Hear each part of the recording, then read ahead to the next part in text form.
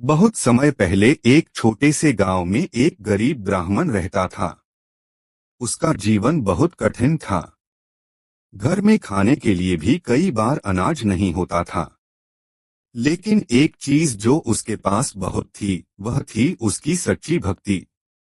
वह रोज सुबह उठकर भगवान लॉर्ड विष्णु की पूजा करता, भजन गाता और पूरी श्रद्धा से उनका नाम लेता। एक दिन उसकी पत्नी ने कहा, सुनिए जी, कल अक्षय तृतीया है। मैंने सुना है कि इस दिन किया गया दान और पूजा कभी व्यर्थ नहीं जाता। हमें भी कुछ अच्छा करना चाहिए। ब्राह्मण थोड़ा उदास होकर बोला, हमारे पास तो खुद खाने के लिए कुछ नहीं है, हम दान कैसे करेंगे।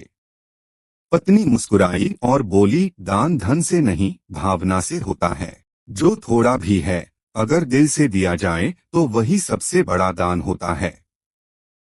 उसकी बात सुनकर ब्राह्मण के मन में आशा जागी। अगला दिन अक्षय तृतीया। सुबह होते ही ब्राह्मण जल्दी उठ गया। उसने नदी में स्नान किया, साफ कपड़े पहने और पूरे मन से पूजा की। उसके घर में बस थोड़ा सा चावल और पानी था।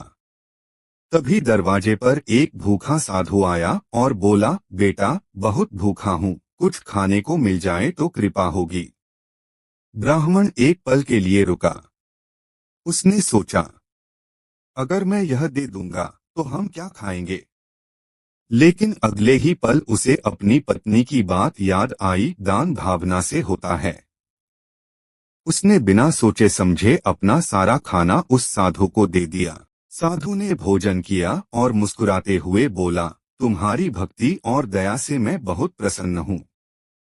इतना कहकर वह साधु अचानक अदृश्य हो गया।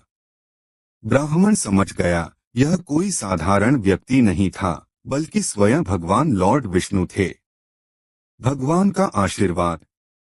आकाश से एक दिव्य आवाज आई, हे ब्राह्मण, तुम्हारी सच्ची श्रद्धा और निस्वार्थ दान से मैं अत्यंत प्रसन्न हूँ।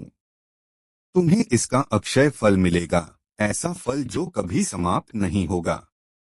उस दिन के बाद धीरे धीरे ब्राह्मण के जीवन में बदलाव आने लगा। उसके घर में सुख समृद्धि बढ़ने लगी। कहा जाता है कि अगले जन्म में वही ब्राह्मण एक बहुत ही धनवान और न्यायप्रिय राजा बना। इस कहानी से सीख